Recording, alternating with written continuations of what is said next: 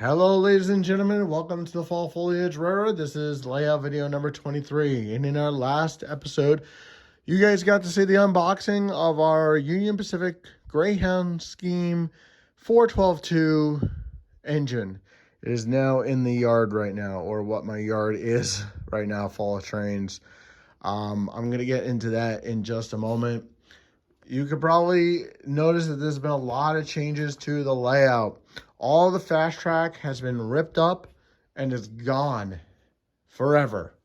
There's a couple of strands left that I'm going to let my son use to play with. But that is it.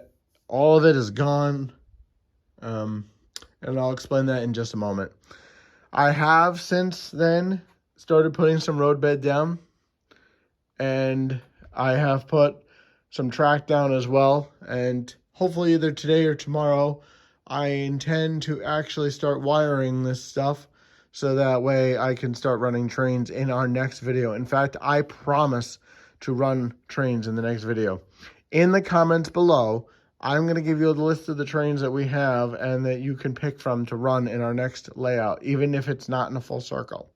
We have our Redbirds. We have our SD70s, we have two of them. We have our Mohawk and we have our Union Pacific. In the comments down below, tell me what you guys want to say. Like, seriously, what do you guys want to see run? And I will tally up the votes and I will pick out the engine that gets the most votes and we'll run it around. So the reason we switched from Fast Track to Atlas is a couple of reasons. Number one is, as I think I mentioned in the last video, we had a lot of problems with switches. So I'm going to use this one to just show for example. This is a remote Y. So the issues I had is, you see this button here that connects it to the legacy system? That did not work on a lot of them out of the box. And I had 17 switches go bad. 17. That's a lot of switches go bad. And every time a switch went bad, I'd have to take apart the entire layout. The other three issues I had with my switches was these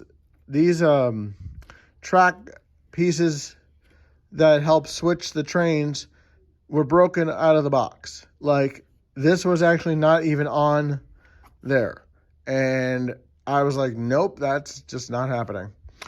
The other thing that was wrong was that when I hardwired it on the bottom to these two terminals here, the light wouldn't come on. It would only come on if it was connected with the track jumper, and then the light would come on. And the track would have power, but this wasn't working. The other one is the automatic switch parts where as a train was coming by, it would switch so it wouldn't derail. Well, I had a number of switches that when the train was coming by on the track would not switch and they would derail. So that's a piece for my son to play with, so it doesn't really matter. So that is why I went with Atlas. One of the main reasons I went with Atlas. All of the fast track is gone. And as you guys may remember, way back when, I had done this before, where I switched back and forth, back and forth. No more. This is the final switch. There's not going to be another switch. I have invested a lot of money now in Atlas. I invested a lot of money in fast track too, but was not going to do it again. So this is more of a kick to Lionel than it is anything else. I'm really upset with them and how they handled my switches being broken. In fact, there was a point where they didn't even believe me that they were still broken. They're like, no, we haven't even had one switch come back. I called several dealerships, and they all told me that there was an issue with fast track, with the switches. And then it became a Lionel known thing, and they still were being problematic with it. So as I said, fast track gone, Atlas track in. Today, when this video is done, I'm going to actually start wiring the track. You can see the track drops throughout. And I'm going to get it ready to run. We're going to have to stop about here, which is where this train is for now, because not all the pieces were in at the hobby shop that I went to buy all this stuff.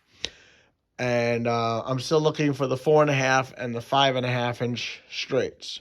So as soon as those come in, I will be able to continue building my track. And so that's the story of it. And I really do appreciate you guys all so much, in that you guys are the reason I do this. And I wanted to say from the bottom of my heart, I'm very happy with all my subscribers, all of my comments. You guys are wonderful, giving me such good advice and etc. Now let's go to what else I purchased. Okay, so other things I purchased, I've got a Taco Bell shop from, it's a Menards building. I also got, under that, I got a Scar Disney car, and I got the Jafar one as well. Other things I have purchased, I got some street lamps. I got a hardware store. I have a bunch of buildings. I have a plumbing supply. I have a tattoo parlor in here. So much. I even have an outhouse. So there's a lot of buildings that we're going to start putting on relatively soon as well. Stick around. I'll be right back. So coming in here, I also have all my trees that have to be put on the layout as well. And I have one of many of my Williams cars that I've purchased. There's actually still some in the box, and there's more coming. And I'm going to order another set of Williams cars as well. So I really do appreciate everybody. Please like, subscribe, and comment. And we'll see you guys all in the next video.